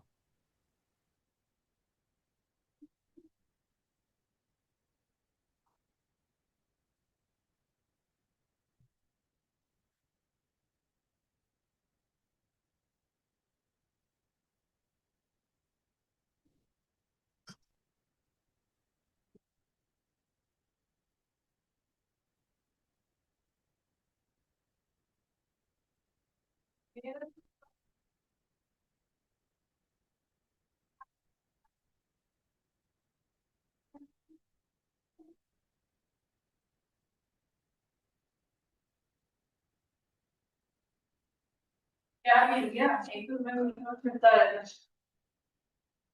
अरे आपको मैं अच्छे से जरा वही तो आपको रात में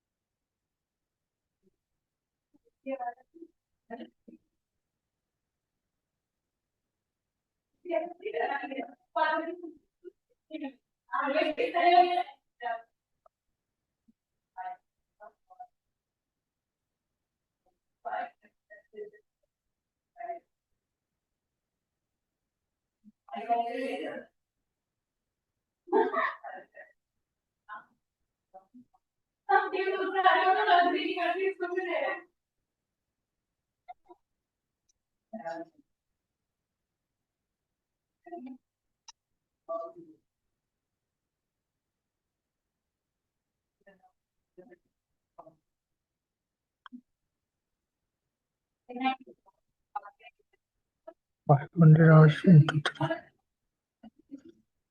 both departments, 500 into 3 4340। Done. Miss हो गया। कितनी आ रही है प्रोडक्शन कॉस्ट? प्रोडक्शन ओवरहेड हमारे पास आ रहा है 1500, और हमारे पास टोटल कॉस्ट मिला के आ रही है 11340 में 6440 है डायरेक्ट मटेरियल, डायरेक्ट लेबर है 3400, प्रोडक्शन ओवरहेड हमारे पास है 1500, तो टोटल कॉस्ट हमारे पास आ रही है 11340। Perfect perfect perfect perfect, very good. शुक्र है आप बैक टू आप बैक टू पवेलियन हो गए। चलें जी, गुड हो गया, बेहतरीन हो थोड़ी गया। अंदर स्ट्रेट फॉरवर्ड सवालात हैं। Cost plus pricing basic concept है। कॉस्ट प्लस प्राइसिंग में आप देखें, ये वाला सवाल जरा खुद से कीजिए, देखिए कैसा लग रहा है। ये भी कंपनी आज पढ़ेंगे। बजट। हम्म। ये भी आज पढ़ेंगे। हाँ, क्यों नहीं? थक गए? बस। नहीं, थका नहीं हूँ, अम्मी को ये लेके कुछ जाना भी है। नया नहीं पढ़ रहे हम। ये बहुत बेसिक है, हम नया पढ़ चुके। जॉब बैच सर्विस कॉस्टिंग नया पढ़ चुके। ये बस सिर्फ प्रैक्टिस है छोटे छोटे क्वेश्चंस की, जो बहुत ही स्ट्रेट फॉरवर्ड क्वेश्चंस है। इसको जरा ट्राई कीजिए। बहुत छोटा सा सवाल है। A company budgets to have a variable cost of production of $4 per unit. Fixed production cost are 6,000 per month. Customer request a job of 5,000 units. This will take exactly 1 month to produce. Selling price is to be 40% higher than the full cost. Calculate the selling price of the job using the cost plus pricing method. हाँ, selling price पता लगानी है बस। मतलब basic cost निकालेंगे, उसके बाद उसमें सेलिंग प्राइस ऐड कर देंगे। कॉस्ट निकालेंगे, उस पे प्रॉफिट ऐड कर देंगे, जो कि यहाँ पे बता रहे हैं ना, selling price should be 40% higher, तो इनडायरेक्टली यही बोल रहे हैं कि 40% प्रॉफिट चाहिए। हम्म। करो। अच्छा कर रहा।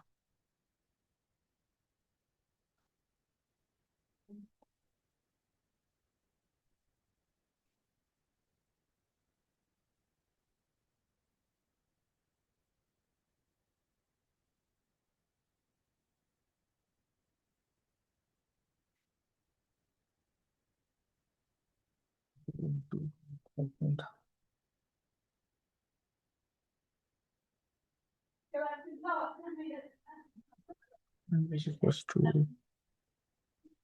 order that cost $6,000 per month.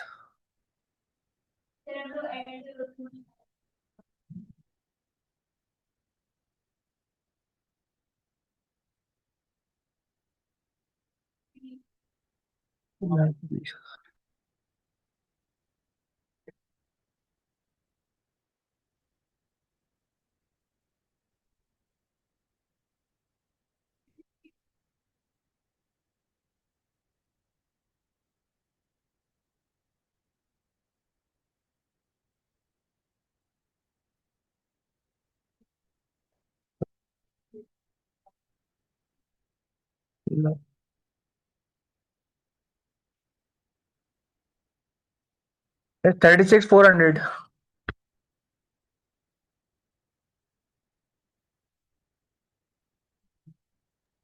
हम्म। कितना आ रहा है? 36,400। Very good. परफेक्ट हो गया। खुद से ही किया है ना? जी जी, इसमें कुछ है ही नहीं। वही तो, इसमें कुछ है ही नहीं। और इसी में मार्क्स चले जाते हैं, 40s पे रुक जाते हैं स्टूडेंट्स। अच्छा जी, अब बाकी के जो सवालात हैं, ये आपने खुद जरा प्रैक्टिस करनी है घर पे। थोड़ी ब्रेनस्टॉर्मिंग करनी है। और बैच कॉस्टिंग के भी इसी तरह के सवालात हैं। कॉस्ट पर यूनिट निकालना है, जो कि अगेन स्ट्रेट फॉरवर्ड है बहुत ज्यादा। एक छोटा सा एग्जांपल है, इसको जरा मिलके देखते हैं। फिर बाकी के सवालात आप घर पे कर सकते हो। A company manufactures model cars and has the following budgeted overheads for the period. Budgeted overheads: welding के लिए $6,000, असेंबली के लिए $10,000, budgeted activity 1,500 labour hours and 1,000 labour hours. तो इससे आप डायरेक्टली OAR निकाल सकते हो, यस और नो, इस गिवन इंफॉर्मेशन निकाल से। सकता हूँ। फिर selling and administrative overheads are 20% of production cost. Production of 250 model cars type XJS1 made as batch 8638 incurred the following cost. Material की कॉस्ट बता दी गई है, लेबर की कॉस्ट बता दी गई है, ठीक है। Cost of hiring special x ray equipment for testing the welds ये भी बता दी गई है। कहा जा रहा है कि कॉस्ट पर यूनिट पता लगाइए पूरे बैच के लिए, यानी पूरा बैच 250 मॉडल कार्स का है, तो यानी पर कार, वन कार की कॉस्ट क्या पड़ेगी। तो आपको पता है कॉस्ट कार्ड यूनिट आपने निकाला हुआ है, कॉस्ट कार्ड आपको पता है मटेरियल लेबर प्लस OAR आप करेंगे तो हम्म। आपको पर कार की कॉस्ट निकल के आ जाएगी। जल्दी से कीजिए, very easy very quick, you can do it. जितने भी कॉस्ट मेंशन्ड है उसको बस लिखते जाइए, मटेरियल को जोड़िए, लेबर को जोड़िए, OAR को जोड़िए, ठीक है। फिर उसके बाद ये सेलिंग एंड एडमिनिस्ट्रेटिव ओवरहेड्स को जोड़िए।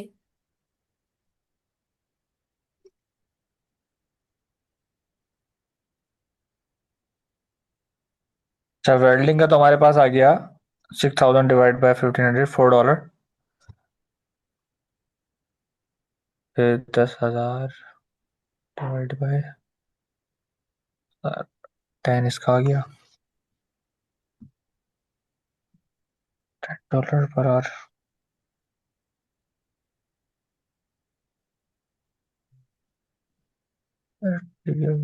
द प्राइस 100 hours, 100 into 8, 800 ये हो गया। फिर असेंबली शॉप 9, 100 into 9, 1800। अच्छा जी, मटेरियल हमारे पास आ गए।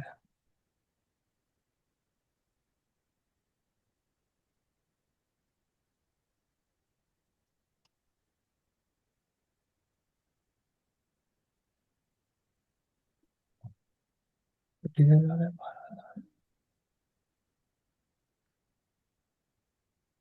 Yes, 100 into 8,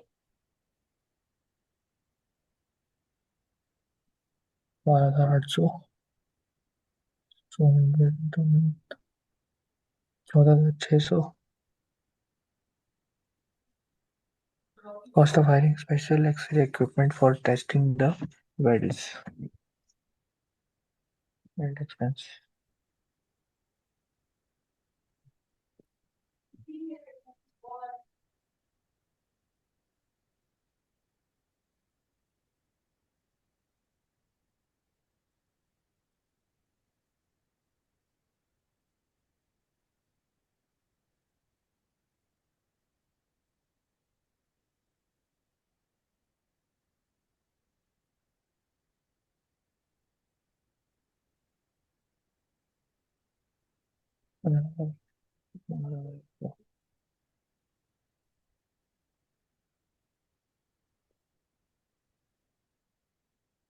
ये सारे खर्चे तो हमारे पास आ गए 15,100।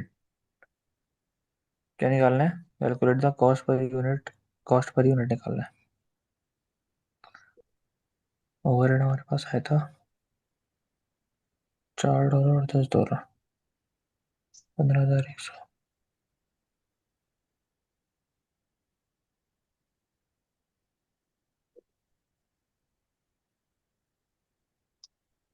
100 into 4,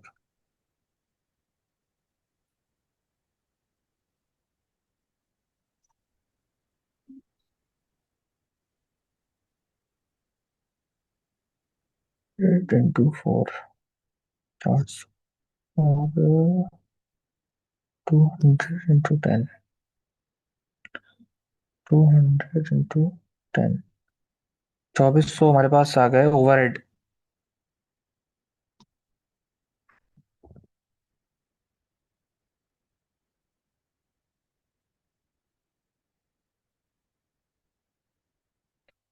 प्लस 15,100, 17,500। अच्छा, selling and administrative overhead are 20% of production cost. Production of 250 model cars type. Selling administration overheads is 20%.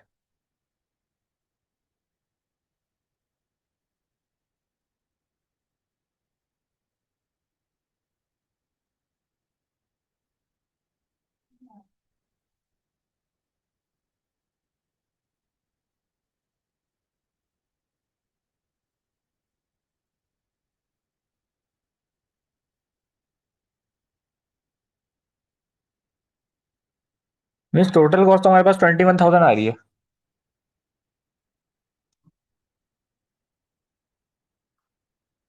ठीक है, फिर इसको डिवाइड बाय 250 कर दें। करें। 84। देखते हैं। Calculate the cost per unit, $84 ये पर। करेक्ट है आपका। डायरेक्ट मटेरियल बताइए।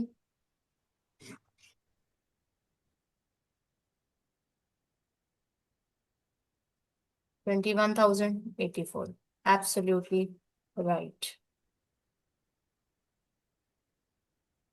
ठीक है, this this is how easy and straightforward job costing and batch costing questions are.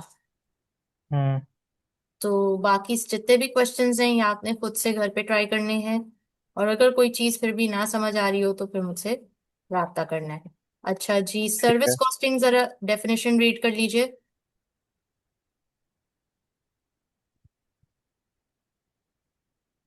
Service costing can be used by companies operating in a service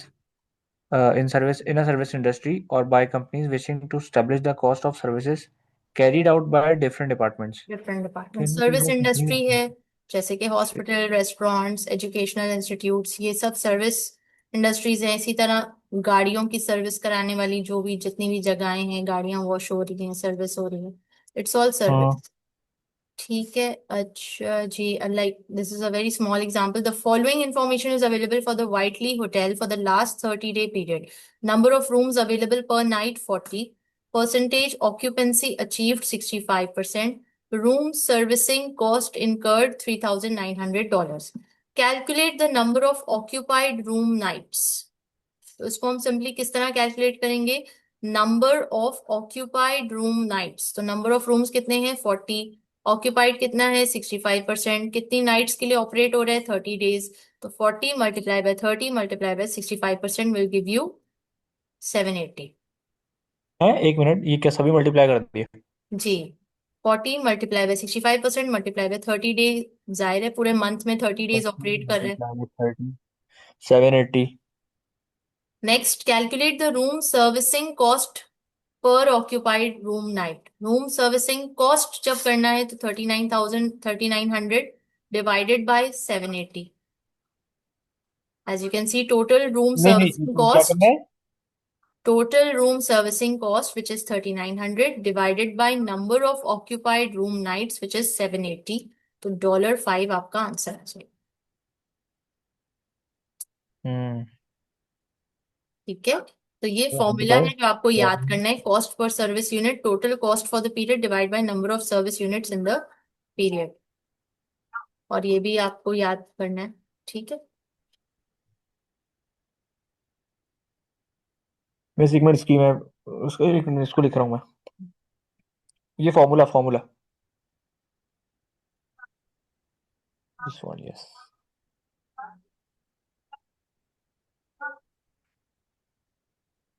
ये भी लिख लीजिएगा, और ये भी।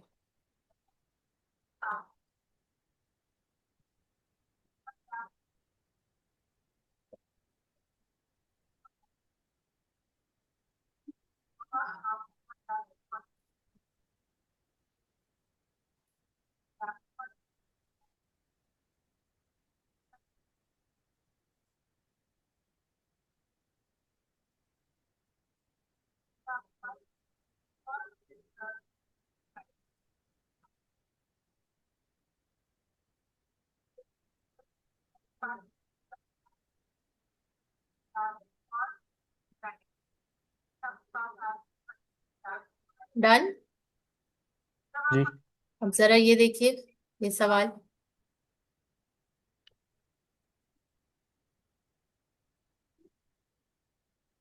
Calculate the average full cost per ton kilometre for a week.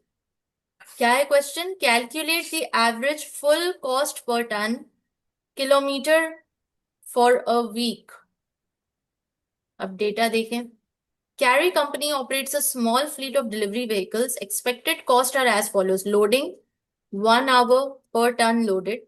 Loading cost, labor, $2 per hour. Equipment depreciation, $80 per week. Supervision $80 per week.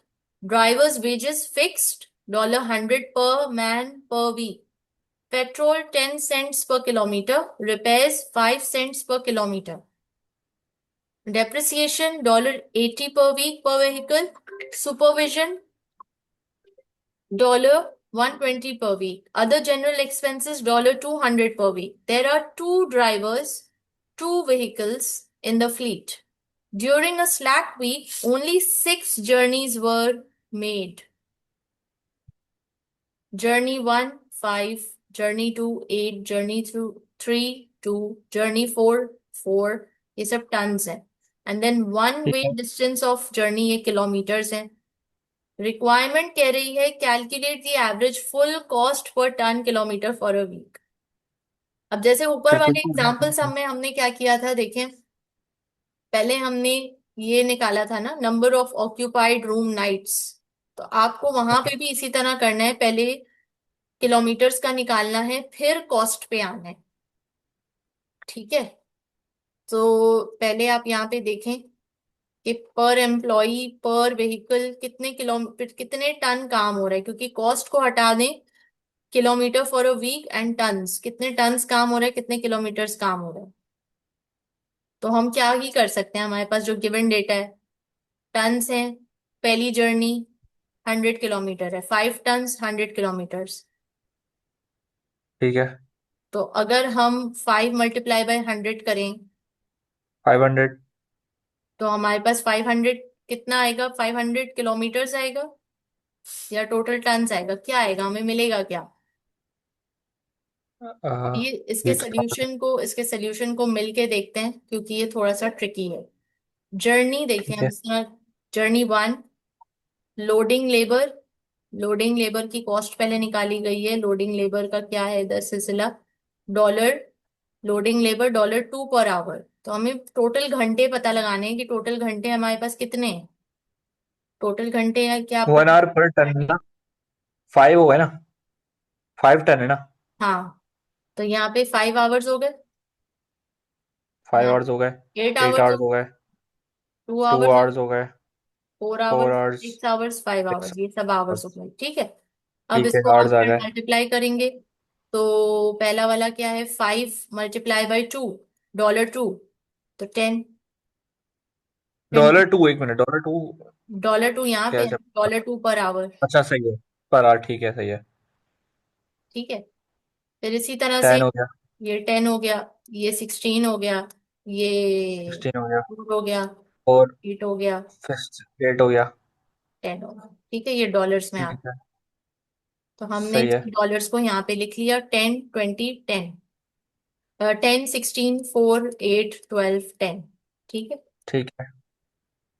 फिर इसी तरह पेट्रोल के लिए भी. पेट्रोल के लिए कितना बता रहे हैं इधर, पेट्रोल का खर्चा 10 सेंट्स पर किलोमीटर. तो 10 cents per kilometer। हाँ, तो यहाँ मतलब किलोमीटर्स होगा 10 सेंट. 100। अच्छा। लेकिन उसका तो 1000 सेंट्स हो गया पहले का।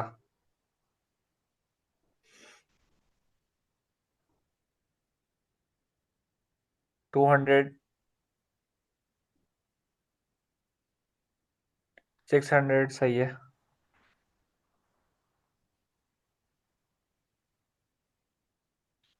ठीक है. अब इसको डॉलर ठीक में है। कन्वर्ट कर सकते हो आराम से.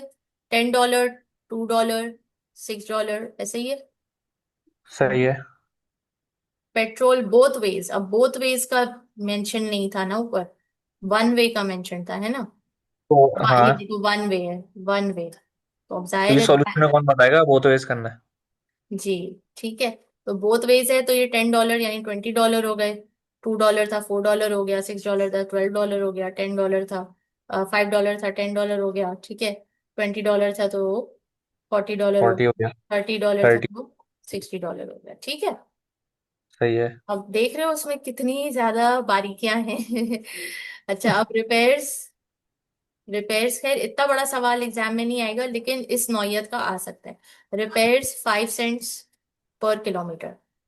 5 सेंट्स पर किलोमीटर, अगेन इसको 5 से मल्टीप्लाई करते जाएंगे. And then you will keep solving it. तो आपका इस तरह से ये आ जाएगा आंसर। तो आपके पास यहाँ पे जर्नी वाइज 40, $22, $22, $23, $72 एंड $100। ठीक है। अब यहाँ पे ठीक देखिए है। टोटल कॉस्ट, वेरिएबल कॉस्ट जो थी total for journeys 1 to 6, $279। Loading equipment depreciation की टोटल 80। लोडिंग सुपरविजन की 80। लोडिंग ड्राइवर वेजेस की 200, 160, 120, अदर कॉस्ट 200। ये सब काफी सारी चीजें क्वेश्चन में गिवन थी, जैसे कि ये देखें पर वीक के हिसाब से। और काफी सारी हम्म। चीजें आपने फाइंड आउट की। ठीक है। ये हम्म। भी पर वीक के हिसाब से गिवन था। ओके। हम्म। बाकी आपने वेरिएबल कॉस्ट फाइंड आउट की। तो आपके पास टोटल कॉस्ट आ गई 1119। तो बहुत ही लंबा क्वेश्चन है। बहुत लंबा क्वेश्चन है। ठीक है। अच्छा, अब ये जर्नी 1 to टन्स लिखती है, 1 kilometre distance ton kilometre, total kilometres लिखे 3680। तो ये कॉस्ट को अब आपने इससे डिवाइड किया तो कॉस्ट पर टन किलोमीटर निकल गया।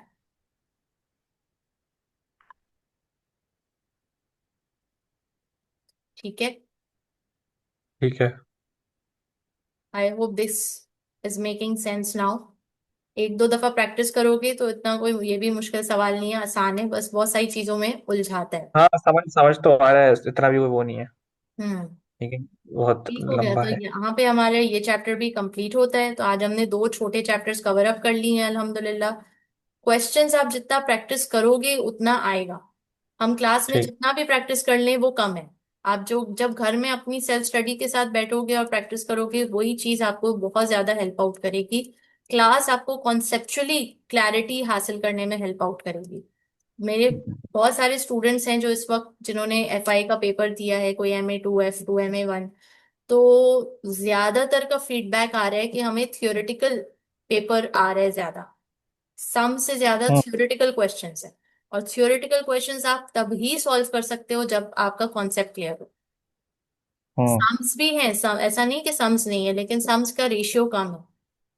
लाइक 60% थ्योरी है तो 40% सम्स है, 70% थ्योरी है 30% सम्स है, इस तरह से।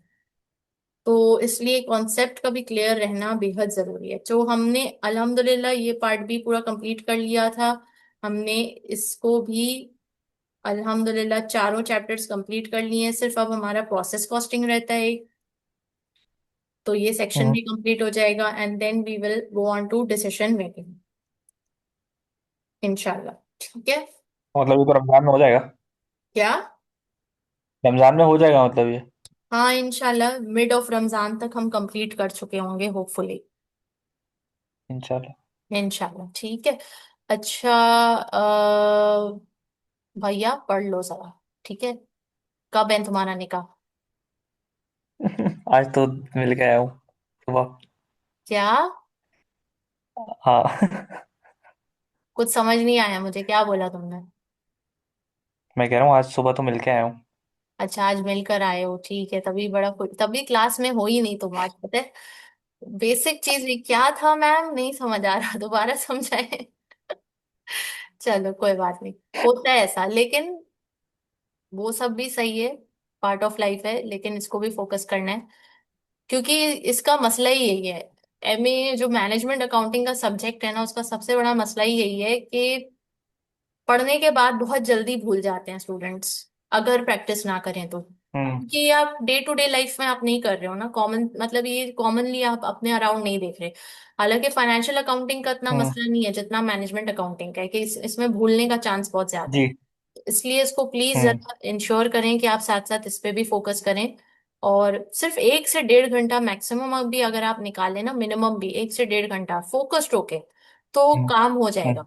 मसला नहीं है। जितने एग्जाम्पल सम्स मैंने क्लास में किए हैं और जितने टेक्स्ट बुक्स में मेंशन्ड हैं और जो जो क्वेश्चंस हैं वो सब दोबारा रीडू करेंगे। रीडू करके क्विक क्विज करेंगे, क्विक क्विज करके क्वेश्चन बैंक करेंगे, क्वेश्चन बैंक करके रिविजन टेट करेंगे। बस। ठीक है। ये फॉर्मेट अगर आप फॉलो कर लेंगे, ये पैटर्न फॉलो कर लेंगे ना, तो इनशाला इनशाला आपको मुश्किल नहीं होगी। आप काफी हद तक चीजें आपकी गिरफ्त में होंगी। लेकिन अगर आप ये छोड़ देंगे और मैं आगे बढ़ जाऊंगी तो there is a high chance कि आप पीछे की चीजें सब भूल जाओ। और फिर जब आप पढ़ने बैठो तो आपको लगे यार क्या था, कुछ याद नहीं आ रहा, तो फिर आपको लेक्चर्स दोबारा हम्म। रिव्यू करने पड़ेंगे। मैं तो नहीं पढ़ाने वाली दोबारा, लेक्चर्स ही रिव्यू करना बैठ। ठीक है जी। चलो जी, अपना ख्याल रखें। कोई सवाल यहाँ तक? नहीं, नहीं, थैंक यू। चलो, thank you so much, take care, अल्लाह हाफिज। ओके, हाफिज।